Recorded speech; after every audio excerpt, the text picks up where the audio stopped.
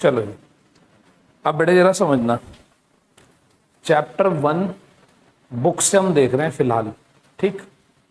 और पहले चलो सबसे पहले एक बार अपनी बुक का इंडेक्स देखो। अगर आपके पास पुरानी बुक है, ठीक, तो पुरानी बुक में हो सकता है आपको चैप्टर थोड़े से ज़्यादा दिखाई दे। आई होप आप सभी के पास ओल्ड वाला एडिशन है, ठीक। जो न्यू वाला एडिशन है, न्यू एडिशन में हमारे पास केवल 19 चैप्टर्स हैं जो हमें पढ़ने हैं। कितने चैप्टर्स हैं टोटल? 19 चैप्टर्स हैं जो हमें पढ़ने हैं, सही। लेकिन आपके पास आई होप काउंटिंग में चैप्टर ज़्यादा है। कितने? अब आप एक काम करें, मेरे साथ साथ आप अपने चैप्टर टिक लगा लें जो आपको इस ईयर पढ़ने हैं, ठीक। कुछ चैप्टर हमारे सिलेबस से डिलीट हो गए हैं। तो जरा पहला चैप्टर है इंट्रोडक्शन टू अकाउंटिंग, वो हमारे यहाँ है। दूसरा है बेसिक अकाउंटिंग टर्म्स, ये भी है। तीसरा है थ्योरी बेस ऑफ अकाउंटिंग, ये भी हमारे पास है। फोर्थ चैप्टर है बेसिस ऑफ अकाउंटिंग, ये भी हमारे पास है।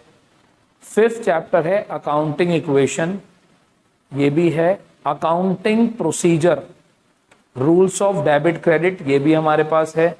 Seventh chapter origin of transaction, ये भी है। एट्थ चैप्टर है जर्नल, ये भी है। लेजर उसके बाद होगा, वो भी है। Special purpose book 1 cash book, special purpose book 2 other books, ये भी है। उसके बाद accounting for goods and service tax, GST. किसी किसी बुक में जीएसटी के सामने चैप्टर नंबर लिखा हुआ होगा, किसी बुक में जीएसटी के सामने कोई चैप्टर नंबर नहीं लिखा होगा, सही। जो लास्ट टू लास्ट ईयर वाली किताबें हैं उनमें जीएसटी के सामने कोई नंबर नहीं लिखा हुआ। हाँ, तो कई बुक में चैप्टर नाम के आगे जीएसटी के आगे ऑल्दो बात कहने की है कि जीएसटी हमें पढ़ना है। उसके बाद bank reconciliation statement, trial balance, depreciation, provision and reserve, rectification of errors, financial statement of sole proprietorship, ये हमारे सिलेबस में है। और उसके बाद adjustment in the preparation of financial statement, ये है। इसके अलावा आपको इसके अलावा आपको एक चैप्टर, अब मैं बता रहा हूं क्या नहीं है। एक चैप्टर है बिल्स ऑफ एक्सचेंज, ठीक, नॉट इन सिलेबस की बात कर रहा हूं मैं। जो अब की बार रिसेंटली जो 2022-23 की हम बात कर रहे हैं, ठीक। आपके पास हो सकता है आप किसी भी बुक को रेफर करें, कहीं से भी पढ़ें, तो कौन से चैप्टर हट गए हैं इस बार। सीबीएसई ने आपके ऊपर थोड़ा सा रहम करते हुए कुछ चैप्टर हटा दिए। एक चैप्टर का नाम है बिल्स ऑफ एक्सचेंज, एक चैप्टर का नाम है सिंगल एंट्री सिस्टम, इसका दूसरा नाम भी है अकाउंटिंग फॉर इनकम्प्लीट रिकॉर्ड्स। क्या नाम है? अकाउंटिंग फॉर इनकम्प्लीट रिकॉर्ड्स, ये भी हटा दिया। और computers in accounting, computers in accounting, ये भी आपके सिलेबस से हटा दिया, करेक्ट। हाँ, जो भी अब आपको जो भी और दिख रहा है, क्योंकि कंप्यूटर्स इन अकाउंटिंग में टैली वगैरह के बारे में काफी कुछ था, ठीक। हाँ बेटे, ये सब हट गया है, सही है। ये सब कंप्यूटर्स इन अकाउंटिंग का ही पार्ट था, ये हमारे सिलेबस से डिलीट कर दिया ना, ये आएगा ही नहीं। 12th में तो ऐसा कुछ है ही नहीं। 12th में ऐसा कोई भी चैप्टर नहीं है जो यहाँ हो वहाँ भी हो, नहीं है। जैसे होता है ना, कई बार आप सोचते हैं कि जो 9, 10 जो 11th में आ रहा है वो 12th में भी वही आएगा या थोड़ा उससे हाई आ जाएगा, नहीं, वो बिल्कुल ही चीज़ ही कुछ अलग है वहाँ पर, सही है। वो यहाँ ऐसा कुछ नहीं है, वहाँ ऐसा कुछ नहीं है, ठीक। तो आपके लिए मैं मानता नहीं कि अच्छी बात हुई है सिलेबस हटे। ये चैप्टर अच्छे थे, आपको पढ़ने चाहिए थे, आगे चलकर आपके काम आते, ठीक है। तो 3 चैप्टर हमारे यहाँ से हटे हैं, bills of exchange, single entry system और कंप्यूटर्स इन अकाउंटिंग, सही है। उसके पीछे कहीं ना कहीं पर्पस यही है कि जो आपका सेशन वगैरह है वो थोड़ा लेट हो गया था, ठीक। आपके पेपर 10th के लेट खत्म हुए, तो सीबीएसई के अकॉर्डिंग तो आप लोग अब जुलाई में ही पढ़ना शुरू करोगे। ऑल्दो आप जो यहाँ पर पढ़ रहे हो फिलहाल वो प्राइवेटली ही तो पढ़ रहे हो, अभी स्कूल के पॉइंट ऑफ व्यू से तो अभी पढ़ाई शुरू नहीं हुई है, ठीक। तो भाई इसीलिए कहीं ना कहीं सीबीएसई ने इन चैप्टर्स को हटा दिया। तो क्लियर हो गई बात, कौन से चैप्टर हमें नहीं पढ़ने, अननेसेसरी कंफ्यूजन रहता है आपको कि हमें क्या क्या पढ़ना है। क्लियर, यहाँ तक की बात समझ में आती है। तो ये चैप्टर हमने यहाँ पर लिख लिया कि इन्हें अब हम पढ़ने की जरूरत नहीं है। ऑल्दो जब हमारा सिलेबस पूरा हो जाएगा और मुझे लगेगा कि हमारे पास कंफर्टेबल टाइम है, तो मैं कभी आपके साथ थोड़ा बहुत डिस्कस जरूर करूंगा कि ये चैप्टर क्या थे। सही है, बिल्कुल आपको ब्लैंक नहीं भेजूंगा यहाँ से इन तीनों चैप्टर के मामलों में, क्योंकि अभी नहीं काम आएंगे, आगे चलकर आप कोई और एग्जाम देने जाएंगे तो तब काम आएंगे। थोड़ी टर्मिनोलॉजी पता होनी तो जरूरी है। ठीक है, अब बेटे हम पिछली 3 क्लासेस में क्या कर रहे थे, हम अपनी पिछली 3 क्लासेस में केवल वो टॉपिक पढ़ रहे थे जो मैं पढ़ा रहा था, बेसिक। उन बेसिक टॉपिक में मैंने आपको कुछ तो चैप्टर 1 का पढ़ा दिया, कुछ चैप्टर 2 का पढ़ा दिया, कुछ चैप्टर 3 का पढ़ा दिया। ठीक, मैं आपको ऐसे थोड़ा थोड़ा पोर्शन लेते लेते मैं तो चैप्टर 6 तक भी चला गया। मैंने बीच बीच के आपकी कई सारी बातें बता दी आपको। ठीक, लेकिन मुझे लगता है कि वो सारी चीजें आपको अपना फॉर्मली सिलेबस शुरू करने से पहले पता होनी जरूरी होती हैं। ठीक है, अब आपको बहुत आसानी लगेगी पढ़ने में जब मैं आपको आपका पहला चैप्टर शुरू कराऊंगा। पहला चैप्टर पूरी तरीके से थ्योरेटिकल है, थ्योरी है पहले चैप्टर में। न्यूमेरिकल का एन भी नहीं है, ये मानकर चलो कोई न्यूमेरिकल नहीं है, केवल समझना है अकाउंटिंग क्या होता है, बुक कीपिंग क्या होता है, इनके यूजेस क्या हैं, ये वो 2-3 दिन इसको खत्म करने में हमें लगते हैं। ठीक, तो बस आप यही सोचते हुए कि हम बस एक थ्योरेटिकल चैप्टर पढ़ रहे हैं, ये पढ़ना है आपको, समझना है, थोड़ा थोड़ा याद करना है, क्योंकि पेपर में आना तो है ही इसमें से। ठीक, तो चैप्टर 1, आपका चैप्टर 1 का नाम है इंट्रोडक्शन टू अकाउंटिंग। ये हमारे फर्स्ट चैप्टर का नाम है इंट्रोडक्शन टू अकाउंटिंग। ठीक, और आप एक काम करिएगा, अपनी बुक में आइए बहुत जल्दी के साथ, और जहां जहां मैं आपको कह रहा हूं आप वहां वहां पर आइएगा। जब आप अपनी बुक का फर्स्ट पेज ओपन करेंगे, ठीक, तो वहां पर आपको एक डेफिनेशन दिखाई देगी ऊपर से 3rd या 4th पैराग्राफ में, और वो डेफिनेशन दी है American institute of certified public accounts. दिखाई दे रहा है, एक आपको डेफिनेशन दिखाई देगी, और वो डेफिनेशन है डेफिनेशन बाय सीपीए। ठीक, definition bye CPA, certified public accounts के अकॉर्डिंग। और किस चीज की डेफिनेशन है? अकाउंटिंग की। पहले ये बताओ, हम लोग जानते हैं अकाउंटिंग क्या होती है? बिल्कुल जानते हैं, हम लोगों ने पढ़ा था IMRCSAIC,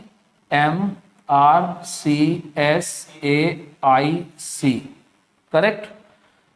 identification, measurement, recording, classification, summarising, analysis, interpretation and communication. ठीक, चलिए जरा पढ़ते हैं इनकी डेफिनेशन क्या है, ये क्या कहते हैं कि अकाउंटिंग क्या होती है। पढ़िए, accounting is the art, accounting is the art of recording, classifying and summarising in a significant manner and in terms of money. घुमा फिरा के वही बात आ रही है ना, यानी कि ये कहते हैं कि अकाउंटिंग क्या है? रिकॉर्ड करना, क्लासिफाई करना, समराइज करना। तो हमने ये देखा कि इन्होंने रिकॉर्ड कह दिया, समराइज भी कह दिया, मनी की टर्म्स में भी कह दिया, ये वर्ड भी इन्होंने यूज कर दिया सेकंड लाइन में। तो रिकॉर्डिंग, क्लासिफाइंग, समराइजिंग, क्लासिफाइंग भी कह दिया, करेक्ट? तो अभी तक ये अपनी डेफिनेशन में 4 वर्ड तो यूज कर चुके। And in terms of money, ठीक, मनी का वर्ड भी यूज हो गया। ट्रांजैक्शन एंड इवेंट्स, बेटे कोई भी ट्रांजैक्शन या कोई भी इवेंट, मैंने आपको बताया था ट्रांजैक्शन वो होता है जो 2 लोगों के बीच में होता है, और इवेंट वो होता है जो बिजनेस का इंटरनल होता है। जैसे कि लॉस बाय फायर, वो एक इवेंट होता है। किसी से गुड्स खरीदना वो एक ट्रांजैक्शन होता है, किसी को पैसे देना वो एक ट्रांजैक्शन होता है। ठीक है, तो ट्रांजैक्शन या इवेंट जो मनी की टर्म्स में है उन्हें रिकॉर्ड करना, क्लासिफाई करना, समराइज करना। ठीक, आगे चलते हैं, थोड़ा सा और पढ़ते हैं। आगे कह रहे which are in part at least of a financial character. कैसा करेक्टर उसका? फाइनेंशियल करेक्टर हो। वही बात दोबारा से, मनी कह लो या फाइनेंस कह लो, जो फाइनेंशियल करेक्टर का हो, जो पैसों में इन्वॉल्व होता हो, जो बिजनेस के पैसों से रिलेटेड हो, उसे क्या करना?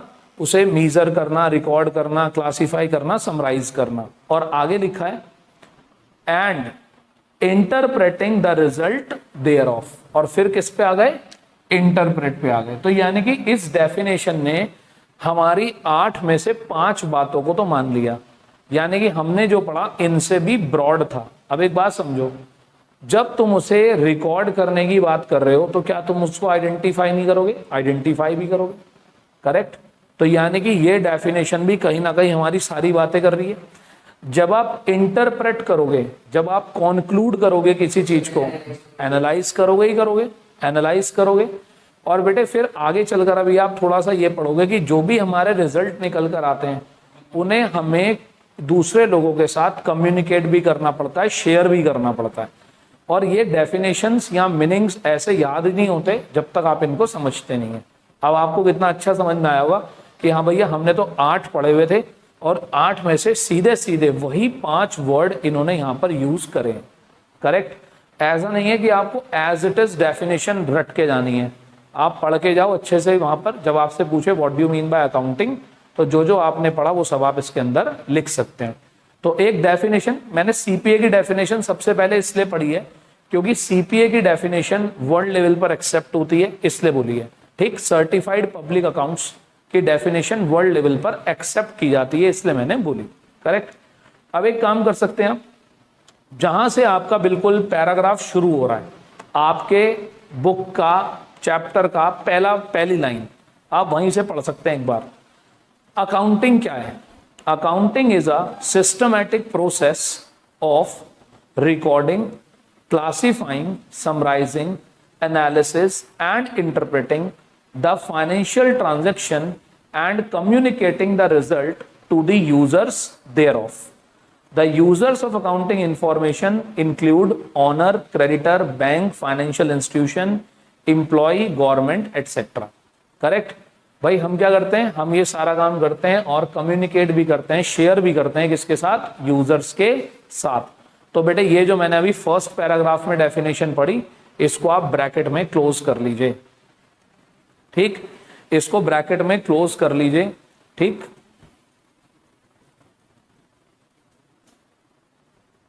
सही है जी, है नहीं है तो पुराना एडिशन हो सकता है, इस वजह से ना हो, कोई दिक्कत वाली बात नहीं है।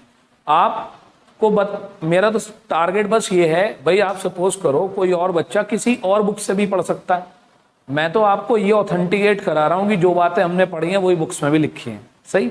अगर आपको इतना याद हो गया कि अकाउंटिंग क्या है जी, accounting is a process of identifying, measuring, recording, classifying, analysing, summarise, analyse, interpret and communication the financial information to the users, that is the accounting.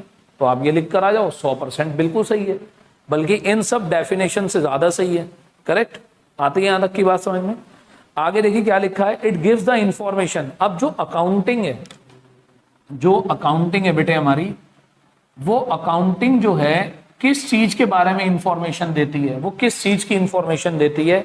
तो यहां लिखा है द रिसोर्सेज अवेलेबल, कि हमारे पास कितने रिसोर्सेज अवेलेबल हैं। अब मेरी बात सुनिएगा बड़े ध्यान से, आपने वर्ड कहीं पढ़ा है, मैंने कहीं आपको लिखवाया हो, कहीं आपने पढ़ा हो रिसोर्सेज वर्ड, करेक्ट।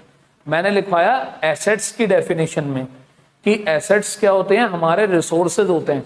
यानी कि अकाउंटिंग हमें इंफॉर्मेशन देता है एसेट्स के बारे में। किसके बारे में इंफॉर्मेशन देता है? एसेट्स के बारे में। How the available resources have been employed, मैंने इन रिसोर्सेज को कैसे यूज करा हुआ है, मैंने इन रिसोर्सेज को कहां कहां पर लगा रखा है। भाई मान लो मेरे पास पैसा है, तो मैंने पैसा कहां लगा रखा है, कौन सी एसेट में लगा रखा है, मेरे पास कितनी एसेट हैं, कितनी लायबिलिटीज हैं, कहां मैंने पैसा लगा रखा है, इसकी इंफॉर्मेशन देता है। आगे लिखा है the result achieved by there use, और बिल्कुल सही, बेहतरीन, उसके यूज से आपका रिजल्ट क्या आया। भाई आपके पास रिसोर्स थे, आपने रिसोर्स यूज भी कर लिए, आपने रिसोर्स लगा भी दिए, भाई उस रिसोर्स का रिजल्ट क्या आया, और उसका रिजल्ट क्या होता है, प्रॉफिट या लॉस, वो उसके बारे में। यानी कि आप कुल मिलाकर क्या कह सकते हो कि जो अकाउंटिंग है हमें दो चीजों के बारे में इंफॉर्मेशन देता है। तो एक को हम नाम दे रहे हैं फाइनेंशियल पोजीशन, क्या नाम दे रहे हैं, और एक को हम नाम दे रहे हैं financial result. Correct. Financial result का मतलब है प्रॉफिट या लॉस, फाइनेंशियल रिजल्ट का मतलब है प्रॉफिट या लॉस, और फाइनेंशियल पोजीशन का मतलब है एसेट्स, लायबिलिटीज और हमारी कैपिटल। क्या लगाया, कितना लगाया, किन चीजों में लगाया, वो हमारी पोजीशन बताती है। सही। और उससे हमने क्या कमाया, क्या हमारे हाथ में प्रॉफिट आया, कितना हमारे पास लॉस आया, ये किस बात को बताता है, ये बात बताता है किसको, फाइनेंशियल रिजल्ट को। क्लियर होती है बात। तो बड़ी आसानी से बात समझ में आई होगी। अकाउंटिंग क्या है, अकाउंटिंग ये है, अकाउंटिंग क्या बताता है कि आपकी फाइनेंशियल पोजीशन कैसी है या आपका फाइनेंशियल रिजल्ट कैसा है। सही। इस चीज के बारे में अकाउंटिंग हमें बताता है। भाई ये बताओ, कोई अपना हिसाब किताब करके क्या जानना चाहता है, क्या जानना चाहता है कि मेरे पास क्या है, मैंने प्रॉफिट कमाया, लॉस कमाया, क्या हुआ। तुमने पेपर दे दिए, रिजल्ट आने वाला है, तुम्हारा रिजल्ट क्या बताएगा, तुम्हारा जो रिपोर्ट कार्ड आएगा तुम्हारा रिजल्ट ही तो बताएगा। तो ऐसे ही एक बिजनेस भी जानना चाहता है, भाई हम 1 साल से मेहनत कर रहे हैं, हमने क्या कमाया देख तो ले। सही है। क्लियर होती है बात। ऑल दो बेटे पता है ये सब बातें पहली दूसरी बार ही पढ़ी जाती हैं, ठीक, एक आध बार ही पढ़ी जाती हैं, फिर तो आपके अंदर और कुछ लास्ट तक आपको कुछ याद नहीं रहेगा, बस आपको ये याद रहेगा, और बाकी सब चीजें तो अपने अंदर इवॉल्व हो जाएंगी अपने आप। हाँ यार अकाउंट ये भी करता है, ये फिर तो तुम अपने आप इतनी डेफिनेशंस बना दोगे उसकी। ठीक है जी। अब आइए, आपको एक जगह मिलेगा एट्रीब्यूट या करेक्टरिस्टिक्स ऑफ अकाउंटिंग। क्या मिलेगा, एट्रीब्यूट्स या करेक्टरिस्टिक्स ऑफ अकाउंटिंग। अब मेरी एक बड़ी सिंपल सी बात है, हम बात कर रहे हैं अकाउंटिंग की एट्रीब्यूट्स या करेक्टरिस्टिक्स की। एट्रीब्यूट्स या कैरेक्टरिस्टिक्स ऑफ अकाउंटिंग। अब आप देखना, आपको इतनी बड़ी बड़ी हेडिंग्स कैसे याद हो जाएंगी मजाक मजाक में। ठीक। एट्रीब्यूट्स पढ़ते हैं, मतलब अकाउंटिंग की क्या फीचर्स हैं, फीचर्स भी कह सकते हो आप इसे, कैरेक्टरिस्टिक्स भी कह सकते हो, एट्रीब्यूट्स भी कह सकते हो। एट्रीब्यूट्स का मतलब क्वालिटी, गुण। क्या एट्रीब्यूट्स हैं, क्या उसकी क्वालिटीज हैं। बेटे जरा पढ़ना, आपकी बुक में भी लिखा होगा, मेरी बुक में भी लिखा है। बेटे सबसे पहली एट्रीब्यूट है आइडेंटिफाइंग। बिल्कुल सही कह रहे हैं आप। जो नई बुक्स आई हैं उसके अंदर केवल इतना ही लिखा है, identification of financial transaction and events. आपके पास भी यही लिखा होगा। यानी कि सबसे पहले अकाउंटिंग की सबसे पहली कैरेक्टरिस्टिक है कि वो किसको आइडेंटिफाई करती है, ट्रांजैक्शन और इवेंट्स को क्या करती है, आइडेंटिफाई करती है। हमने भी वही पढ़ा था। तो हमने एक डेफिनेशन के अंदर ही उसकी सारी कैरेक्टरिस्टिक्स पढ़ रखी हैं। अब जरा अंदर का भी आप थोड़ा सा पढ़ना चाहें तो पढ़ लें। अंदर की लैंग्वेज जो पैराग्राफ में लिखी होती है वो आपको कभी भी रटनी नहीं होती, आपको समझनी होती है। ठीक। अकाउंट्स में ऐसा बिल्कुल नहीं है, ये थ्योरेटिकल सब्जेक्ट नहीं है, ये न्यूमेरिकल सब्जेक्ट है। सीखा जाता है और जो आप सीखे हो वही लिखा जाता है। एज इट इज वर्ड्स को रटकर यहां पर लिखने की कोई जरूरत आपको नहीं है। करेक्ट। जहां होगी वहां बता दूंगा। बेटे पढ़ना जरा क्या लिखा है। Accounting records only those transactions and events which can be measured in terms of money. Correct. This involve identifying the events and transaction that are part of economic activity. यानी कि आप किसको आइडेंटिफाई कर रहे हैं, जो भी आपकी इकोनॉमिक एक्टिविटी का पार्ट है। जो भी आपकी, देखो एक्टिविटीज दो टाइप की होती हैं, इकोनॉमिक और नॉन इकोनॉमिक। इकोनॉमिक जो हम पैसों के लिए करते हैं, नॉन इकोनॉमिक जो हम पैसों के लिए नहीं करते। तो यानी कि सबसे पहला काम क्या होता है कि इकोनॉमिक आइडेंटिटी, जो आपकी इकोनॉमिक ट्रांजैक्शंस या इवेंट है उनको आइडेंटिफाई करो कि हाँ भाई ये इकोनॉमिक नेचर की है। करेक्ट। अगर आपने 500 किलो गुड्स खरीदा तो पहले आइडेंटिफाई करो क्या ये इकोनॉमिक नेचर है, हाँ जी ये इकोनॉमिक नेचर है। करेक्ट। अब अगला पढ़िए क्या लिखा है। Measuring the identified transaction. दूसरी बात क्या करना है आपको,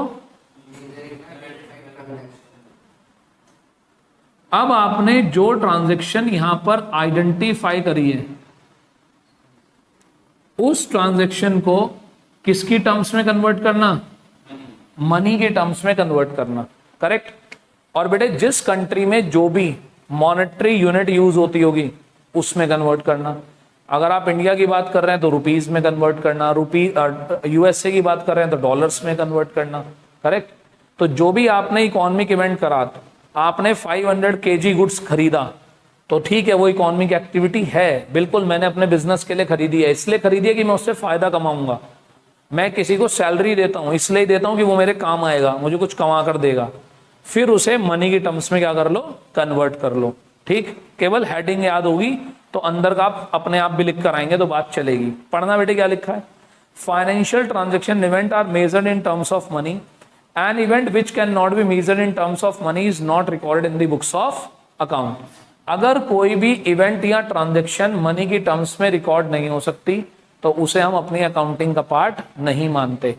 जो मनी में रिकॉर्ड हो सकता है उसी को हम मानते हैं, बाकी किसी को नहीं। जैसे कि सपोज करो मेरे इंप्लॉय ऑनेस्ट हैं या डिसऑनेस्ट हैं, क्या इस बात का असर मेरे बिजनेस से पड़ता है? बहुत पड़ता है। इंपॉर्टेंट बात है ये कि इंप्लॉय ऑनेस्ट है या नहीं है, लेकिन बेटे उनकी ऑनेस्टी को आप मनी की टर्म्स में कन्वर्ट तो नहीं कर सकते। तो जब कर नहीं सकते तो आप लिख भी नहीं सकते यहाँ पर, सही है। आप उनको सैलरी देते हैं, हाँ सैलरी को मनी की टर्म्स में कन्वर्ट कर सकते हैं तो बिल्कुल लिख सकते हैं। अगला है उसे क्या करना है, रिकॉर्ड। थर्ड पॉइंट है रिकॉर्डिंग। थर्ड पॉइंट क्या है, रिकॉर्डिंग। पढ़िए बेटा, accounting is an art of recording business transaction in the books of accounts. Recording is the process of recording business transaction of financial character that if transaction measured in money terms in the books of original entry, और जिसका हम क्या नाम देते हैं, journal. याद होगा मैंने आपको बताया था कि हम क्या करते हैं, जब हम ट्रांजेक्शन को आइडेंटिफाई भी कर देते हैं, जब हम उसे मेजर भी कर देते हैं, तो हम उसे अपने यहाँ रिकॉर्ड कर लेते हैं और रिकॉर्ड करते हैं। तो जिस बुक में हम उसको रिकॉर्ड करते हैं उस बुक को क्या बोलते हैं, जर्नल बोलते हैं। और कल मैंने आपको सिखाया था कि जर्नल में चीजें रिकॉर्ड करने के रूल्स क्या होते हैं। इन फ्यूचर आपको ये भी सिखाऊंगा कि रिकॉर्ड करते कैसे, समझ में आती है बात। तो अगला काम हम क्या करते हैं, रिकॉर्डिंग का। रिकॉर्डिंग कहां पर होती है, जर्नल में होती है। क्लियर। आपसे पूछ ले what is the tool of recording a transaction, तो आप बोलेंगे जर्नल। कहां पर रिकॉर्ड करते हैं, जर्नल में करते हैं। जर्नल क्या होती है, ओरिजिनल बुक ऑफ एंट्री होती है। क्या होती है, ओरिजिनल। उसके अंदर हम बिल आता है और बिल से देखकर हम उसके अंदर एंट्री करते हैं, that is called original entry, correct. सच्ची एंट्री होती है, वो बिल का प्रूफ होता है उसके पीछे, सही है। पक्का बिल होगा आपके पास, कोई वाउचर साइन करा हुआ होगा, कोई प्रूफ होगा, तो आप रिकॉर्ड करेंगे बेटे। उसके बाद आता है फोर्थ पॉइंट, क्लासिफिकेशन। क्लासिफिकेशन, जैसे कि इसके लिए मैंने आपको एक टूल बताया था, हम क्या यूज करते हैं, जर्नल। और जर्नल को हम बोलते हैं ओरिजिनल बुक ऑफ एंट्री। कई बार 1 मार्क में पूछ लिया जाता है कि ओरिजिनल बुक ऑफ एंट्री किसको कहते हैं, तो जर्नल को कहते हैं। पढ़ो बेटे जरा। Classification is the process of grouping transactions और entries of one nature at one place. ठीक, one nature at one place, grouping करना। यानी कि सपोज करो अगर आपसे रिलेटेड कोई ट्रांजेक्शन है, मान लीजिए मेरा एक कस्टमर है मोहन, मोहन से रिलेटेड जितनी भी ट्रांजेक्शन है उन सारी ट्रांजेक्शन्स को एक ही जगह पर क्या करना, उनका ग्रुप बना लेना। जिस जिस ट्रांजेक्शन में मोहन आ रहा होगा, मैंने मोहन को गुड्स बेचा, मोहन ने मुझे गुड्स वापस कर दिया, मोहन ने मुझे पैसे दिए, मोहन मुझसे फिर उधार ले गया, मोहन मुझे फिर पैसे दे गया। जितनी भी ट्रांजेक्शन में मोहन आ रहा होगा, मोहन से रिलेटेड सारी की सारी ट्रांजेक्शन का एक ग्रुप बनाना, एक जगह रख देना। सोहन का ग्रुप एक जगह रख देना, सैलरी का ग्रुप एक जगह। यानी कि हर चीज की क्या बनाना, ग्रुपिंग बनाना। हर एक हेड का क्या बनाना, ग्रुप बनाना। That will be called as classification, correct. तो क्लासिफिकेशन क्या है, ग्रुपिंग। ग्रुपिंग को बोलते हैं क्लासिफिकेशन। एक ही जगह एक जैसी एक ही हेड की सारी ट्रांजेक्शन को इकट्ठा कर लेना। The transaction recorded in the journal और द सब्सिडरी बुक्स। अभी एक वर्ड आगे चलकर और आएगा आपके सामने। एक तो मैंने आपको बताया कि हम ट्रांजेक्शन कहां पर रिकॉर्ड करते हैं, जर्नल में। एक होती है सब्सिडरी बुक्स। ये क्या होती हैं बेटे, जब किसी बिजनेस के अंदर ट्रांजेक्शन बहुत ज्यादा बढ़ जाती हैं, बहुत ज्यादा हो जाती हैं, तो हम क्या करते हैं, उसको डिवाइड कर देते हैं कि भाई उधार की ट्रांजेक्शन इधर, कैश की ट्रांजैक्शन अलग, तो उसको बोलते हैं सब्सिडरी बुक्स। वो भी रिकॉर्ड करने का ही तरीका है, करेक्ट। भाई आप सोच कर देखो, अगर मेरा एक छोटा सा बिजनेस है, मेरी रोज 4, 5, 10 ट्रांजैक्शन होती हैं, तो मैं सबको कहाँ रिकॉर्ड कर लूंगा? ओरिजिनल बुक ऑफ एंट्री यानी कि जर्नल में। आप सोच कर देखो, अगर मेरी रोज की 200 ट्रांजैक्शन होती हैं, 200 ट्रांजैक्शन एक दिन की, कोई बहुत बड़ा काम नहीं है, होती होंगी 200 ट्रांजैक्शन। अब ये बताओ पूरे महीने में कितनी हो गई? 6000 ट्रांजैक्शन, ठीक। 200 ट्रांजैक्शन है तो एक महीने में 30 दिन, 6000 ट्रांजैक्शन, तो भाई बहुत बड़ा वॉल्यूम हो जाएगा। तो काम को क्या कर दिया जाए? बांट दिया जाए। तो उसे हम बोलते हैं सब्सिडियरी बुक्स। चैप्टर है हमारे यहाँ पर, पढ़ेंगे कि सब्सिडियरी बुक्स क्या होती हैं, ठीक। तो कुल मिलाकर हम जो भी रिकॉर्ड करते हैं उसकी ग्रुपिंग कर देते हैं, तो वो क्या कहलाता है? हमारा क्लासिफिकेशन कहलाता है, करेक्ट। अगले पॉइंट पर आइए। अगला पॉइंट है समराइजिंग। अगला पॉइंट है समराइजिंग, ठीक। पढ़िए समराइजिंग में, this involve presenting the classified data. बेटे यहां जो तुमने डेटा क्लासिफाई करा था, जिसको ग्रुप बनाया था, classified data which is understandable and useful for the internal as well as external user of the financial statement. This process leads to preparation of trial balance. बेटे समराइजिंग में हम क्या करते हैं? चीजों की समरी बना देते हैं। और जहां मैंने आपको पहले लिखवाया था, मैंने आपको बताया था कि हम समरी के लिए एक चैप्टर यूज करेंगे ट्रायल बैलेंस, एक यूज करेंगे फाइनेंशियल स्टेटमेंट। तो वो क्या करता है? जो आपने यहां पर ग्रुप बनाए थे उनको समरी में कन्वर्ट कर देता है, ताकि उनसे कोई वैल्यूएबल इंफॉर्मेशन निकल सके। समझना मेरी बात बहुत ध्यान से। समरी बनाने से हमें कोई इंफॉर्मेशन मिलेगी। क्या मिलेगी? और जरा सोचकर देखो, मैंने थोड़ी देर पहले लिखा था, हम इंफॉर्मेशन किस बारे में चाहते हैं? हमारे पास कितनी एसेट है, कितनी लायबिलिटी है, कैपिटल कितनी है, प्रॉफिट कितना है, लॉस कितना है। तो यानी कि समराइजिंग करने से हमें हर चीज के बारे में इंफॉर्मेशन मिलती है कि हमारे पास कितने की एसेट्स हैं, कितने की लायबिलिटीज हैं, कितने की कैपिटल हैं, ठीक, कितने की प्रॉफिट या लॉस हैं। ये सारी इंफॉर्मेशन हमें क्या बनाकर मिलती है? समराइजिंग बनाकर मिलती है, ठीक है। अब एक और बात समझो, यहां लाकर हमने अपने इतने फैले हुए काम को छोटा कर दिया। भाई हमने पूरे साल में हो सकता है 10,000 बार सेल करी हो, लेकिन मुझे 10,000 बार से मतलब नहीं है, मुझे मतलब है मैंने सेल कितने की करी। भाई साहब ये बता दो पूरे साल में कितने की सेल हुई? 50 लाख की सेल हुई, दैट इज अ समरी। किसको करी? कोई मतलब नहीं है, सेल करी ना, ठीक है, बट दैट इज एनफ। समझ में आती है बात?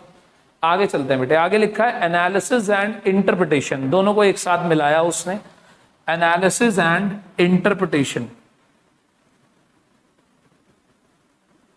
क्योंकि बेटे ये दोनों एक दूसरे के बिना बेकार हैं।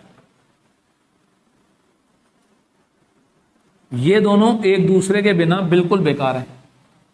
अगर आप किसी चीज को एनालिसिस तो कर लें, लेकिन उसके बीच में कोई कंक्लूजन ना निकाल पाए, तो एनालिसिस करने का फायदा क्या? और बिना एनालिसिस करे कंक्लूजन निकालना, वो तो और खतरनाक चीज है।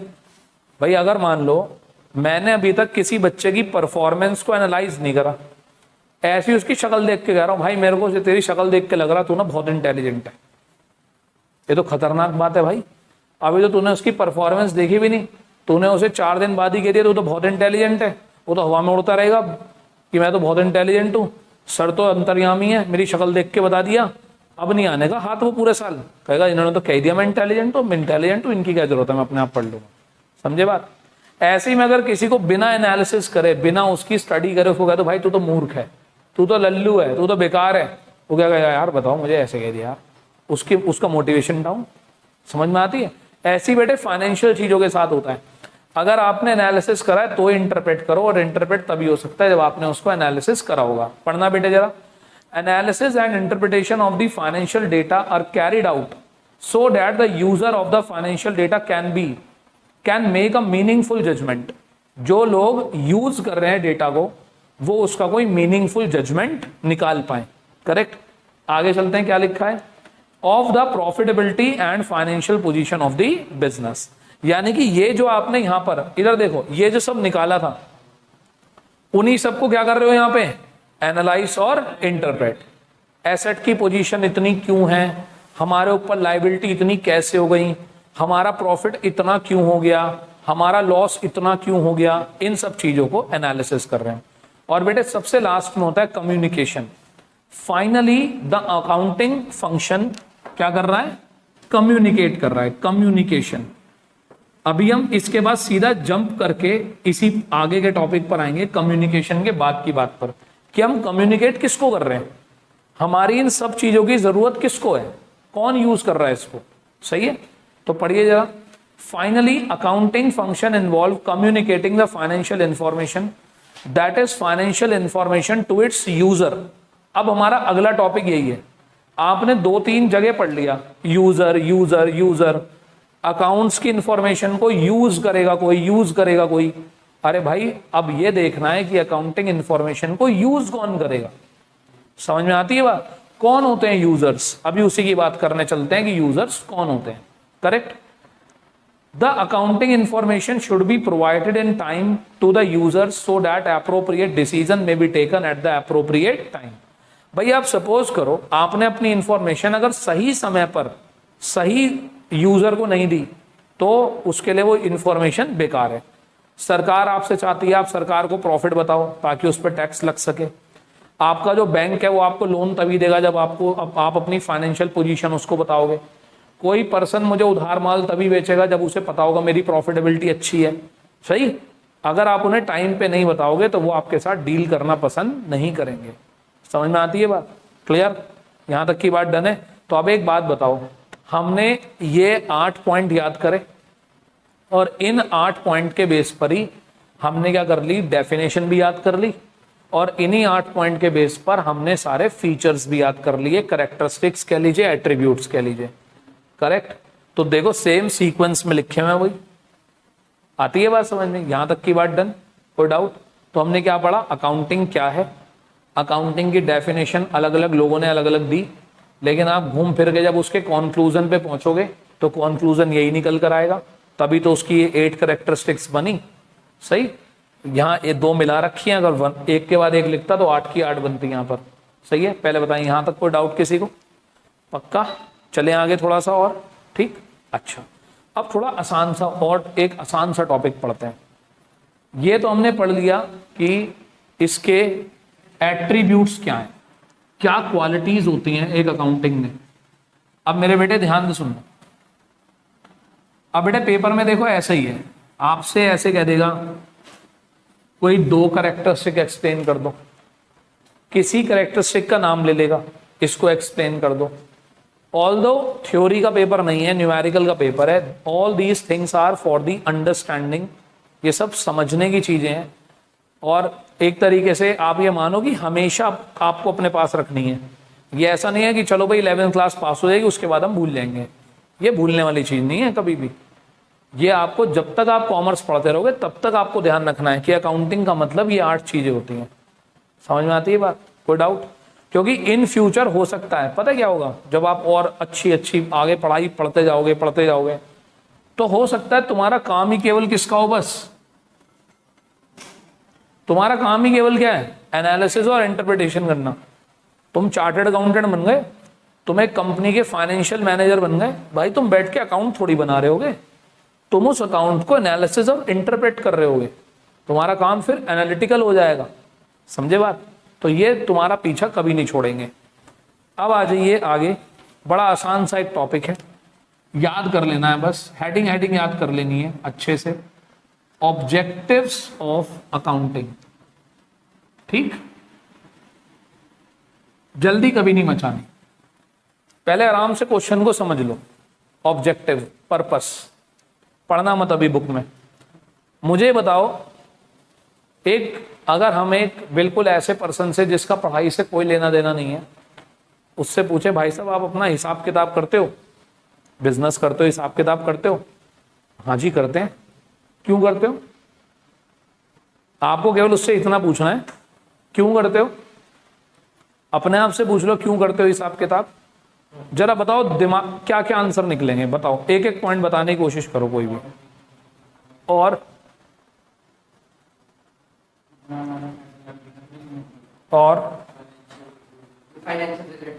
चलो वही बात हो गई सेम। और कुछ और बताओ। और हिसाब किताब करने के पीछे और क्या मकसद है हमारा? चलो, कुछ तो दिमाग लगा लिया होगा आपने, चाहे उस बात को कहना आ रहा है या नहीं कहना आ रहा, लेकिन कुछ तो दिमाग लगाया होगा। और अभी मैं जो जो बोलूंगा उससे आप बिल्कुल एग्री होते जाएंगे कि हाँ भैया ये बात तो आप सही कह रहे हो। अब जरा सुनिएगा, हिसाब किताब हम शुरू करते हैं रिकॉर्डिंग से। कहां से करते हैं? रिकॉर्डिंग से। जब आप रिकॉर्डिंग करते हो, अभी आपने कोई रिजल्ट नहीं निकाला बेटे, रिजल्ट तो यहां निकलेगा, यहां जाके निकलेगा रिजल्ट। अभी तो आप खाली मान लो रिकॉर्ड कर रहे हो। अगर मैं मेरे दुकान पर, मेरे बिजनेस में जो भी ट्रांजैक्शन हो रही है, अगर मैं उसे प्रॉपर वे में रिकॉर्ड कर लूं, तो मेरे पास क्या बन जाएगा? एक सिस्टमैटिक रिकॉर्ड बन जाएगा। क्या बन जाएगा? Systematic record. कल को सपोज करो मुझे किसी कस्टमर को कुछ बताना है, मान लो वो कस्टमर आया, कह रहा भाई साहब मैं पिछली बार आया था, आपने मेरे को 20% की डिस्काउंट दी थी। आपने कहा 20%? अभी रुक जा भाई, कब आया था? वो को डेट बताएगा, या मान लो नहीं बताई तो हमारे पास कुछ ना कुछ होगा तरीका ढूंढने का। हमने उससे रिलेटेड ट्रांजैक्शन निकाली ढूंढ के, और अगर सॉफ्टवेयर होगा, मान लो, क्योंकि अब तो सारे काम सॉफ्टवेयर से होते हैं, आप उससे उसका नाम पूछेंगे, हाँ भैया ये अच्छा ये नाम है आपका, आप वहाँ टाइप करेंगे उसका नाम, उसका अकाउंट खुल के आ जाएगा पूरा। आप कहोगे भाई साहब आप पिछली बार मेरे पास 12 तारीख को आए थे और यहाँ एंट्री हो रखी है, बिल भी मैं आपको निकाल के दे सकता हूँ, मैंने आपको 10% डिस्काउंट दी थी। होता है ना कई बार ऐसा, बेवकूफ बनाता है ना दुकानदार के पास आगे कस्टमर, भाई साहब क्या बात कर रहे हो, पिछली दुकान वाला तो 150 रुपए की दे रहा, और पिछली बार मैं तुमसे ही लेकर गया था, तुमने तो 150 रुपए की दी थी, अब तुम 200 की दे रहे हो। समझ में आ रही है बात? तो भैया सिस्टमैटिक रिकॉर्ड मेंटेन हो जाता है, सबसे पहली बात तो ये। करेक्ट? तो जरा पढ़िए अपने बुक में, पहला है रिकॉर्ड्स मेंटेन करने के लिए, मेंटेनिंग रिकॉर्ड्स। इससे हमारे क्या मेंटेन हो जाते हैं? हमारे रिकॉर्ड्स मेंटेन होते हैं, अगर हम प्रॉपर वे में अकाउंटिंग करते हैं तो। ठीक, पढ़िए जरा इसको, एक बार पढ़ के देखिए।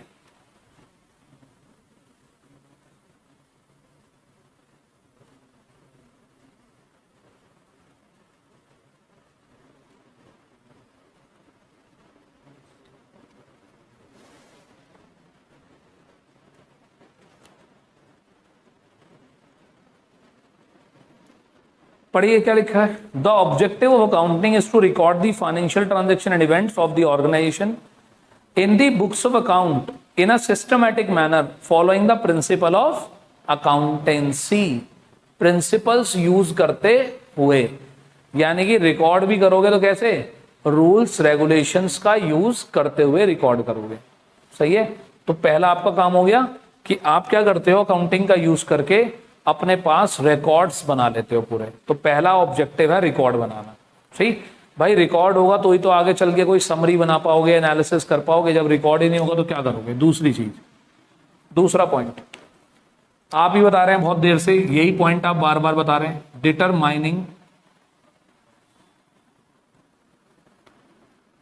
प्रॉफिट या लॉस। आप क्या फाइंड आउट कर लेते हैं? प्रॉफिट या लॉस फाइंड आउट कर लेते हैं। करेक्ट? तो आपका दूसरा ऑब्जेक्टिव होता है कि आप क्या जान जाते हैं अपने बिजनेस का? प्रॉफिट या लॉस पता कर लेते हैं। तीसरा देखिए, तीसरा पॉइंट है determining financial position. Financial position को क्या करना? डिटरमाइन करना।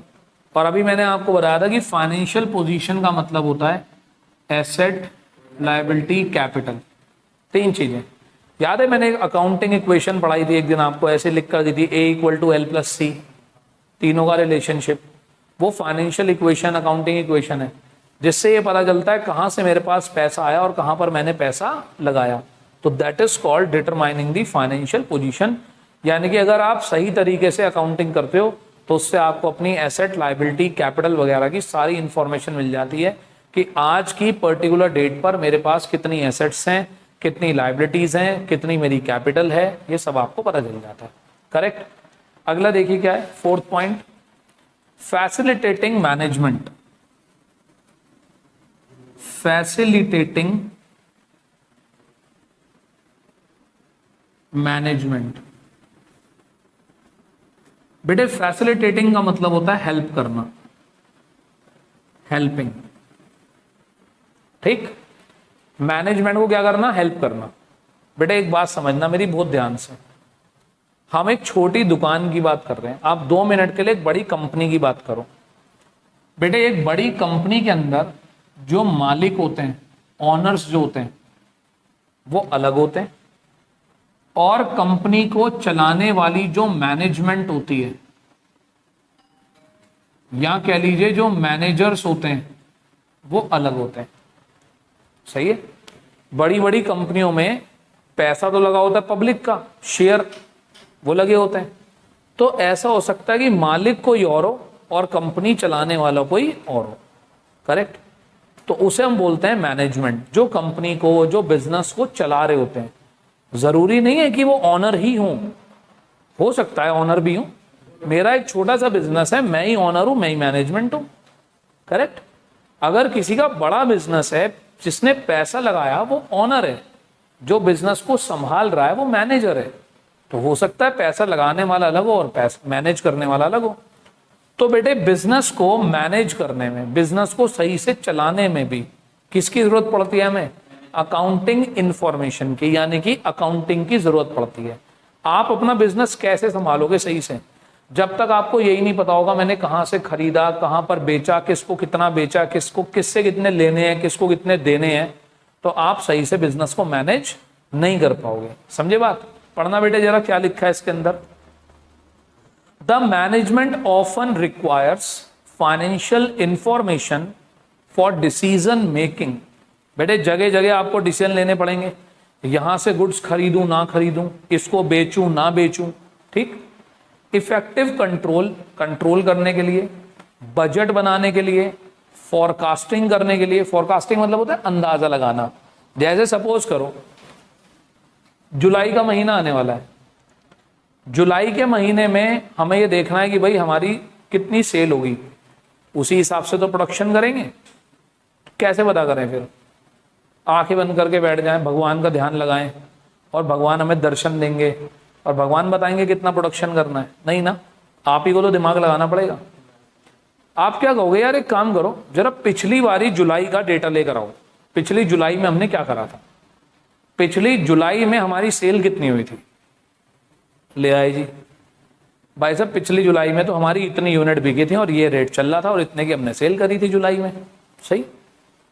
अब सोचो यहां से, अब अंदाजा लगाना शुरू करो कि अब देखो कि क्या हमारी जो सिचुएशन है पिछले साल से फेवरेबल है, क्या मार्केट की सिचुएशन पिछले साल से इस साल फेवरेबल चल रही है या बेकार चल रही है।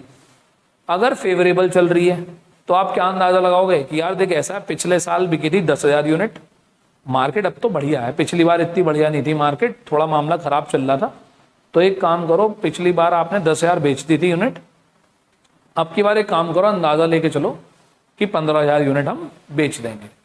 या तुम्हें लग रहा है कि पिछले साल से बेकार है सिचुएशन, तो भैया 10 की जगह 8 कर लो। अगर ऐसे बिना सोचे समझे कुछ भी कर दोगे तो भाई वो तो डिसीजन गलत हो ही जाएगा। और ये बताओ तुम्हें पिछले ईयर की इंफॉर्मेशन कैसे मिली, क्योंकि तुमने सारी इंफॉर्मेशन अपने पास रिकॉर्ड कर रखी थी। अगर वो रिकॉर्ड होती ही नहीं तो तुम्हें डिसीजन मेकिंग में बहुत ज्यादा तकलीफ होने वाली थी। समझ में आती है बात, हाँ या ना, पक्का। तो बेटे इस तरीके से इंफॉर्मेशन जैसे ही हम रिकॉर्ड करते हैं वो हमारे पास एक हिस्टोरिकल डॉक्यूमेंट हो जाता है।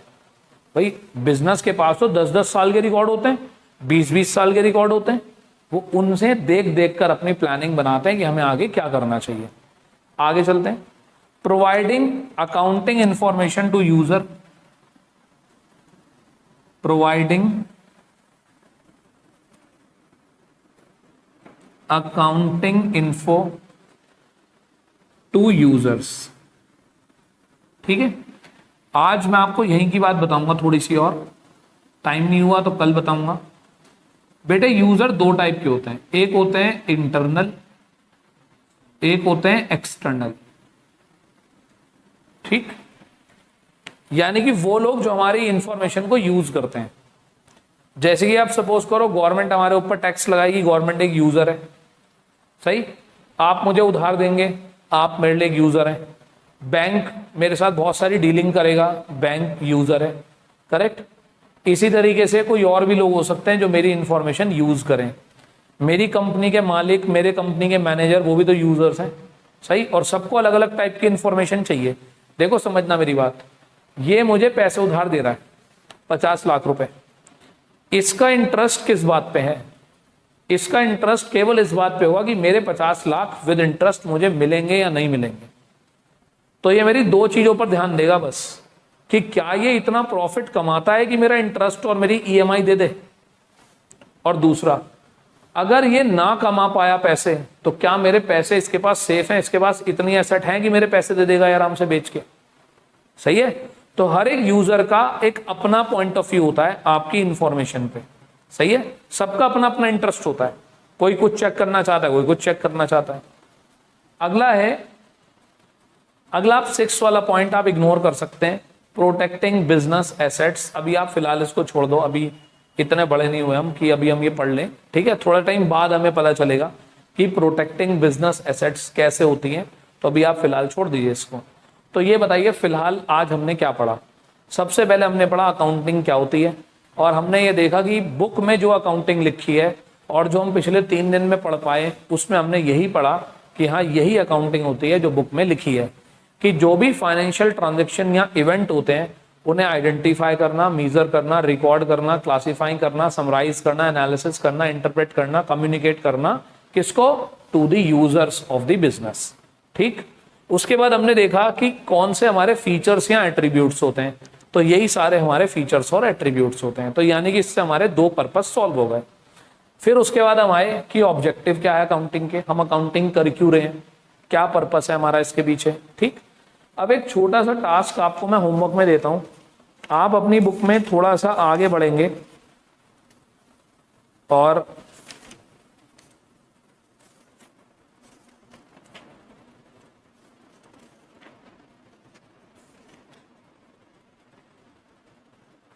आपको एक जगह हेडिंग दिखाई देगी, यूजर्स ऑफ अकाउंटिंग इंफॉर्मेशन।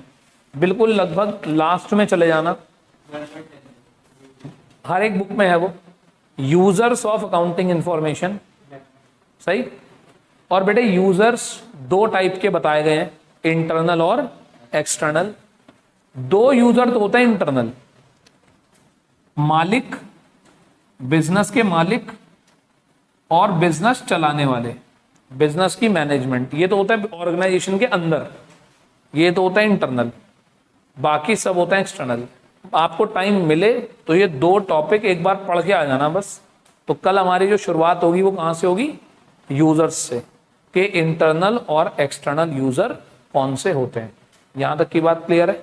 कोई डाउट किसी को यहां तक?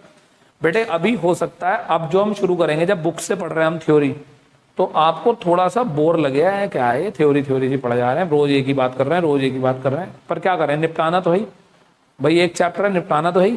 अब आप इसको ये सोच के तो कहने, मैं ये तो कह नहीं सकता बेटे चलो इसे छोड़ दो, अब मैं कह दूंगा छोड़ दो, पेपर में तो आना ही है, पेपर में यही सब पूछा जाना है, इंटरनल कौन होते हैं, एक्सटर्नल कौन होते हैं, ठीक। तो समझ भी आना चाहिए और इतने कैपेबल भी आप हो जाओगी, लिख भी पाओ, सही है। तो बस देखो, अब हमें एट्रीब्यूट्स तो लर्न हो गई, बस एक बार घर जाके किसको पढ़ लेना है, इन्हें, ऑब्जेक्टिव्स क्या होते हैं। कंफ्यूज मत हो जाना, कहीं ऑब्जेक्टिव को एट्रीब्यूट्स में लिख कर आ जाओ, एट्रीब्यूट्स को ऑब्जेक्टिव में लिख कर आ जाओ। ऑब्जेक्टिव ऑब्जेक्टिव है, एट्रीब्यूट्स एट्रीब्यूट्स हैं, ठीक है जी। चलिए आज के लिए इतना ही रखते हैं, ठीक है।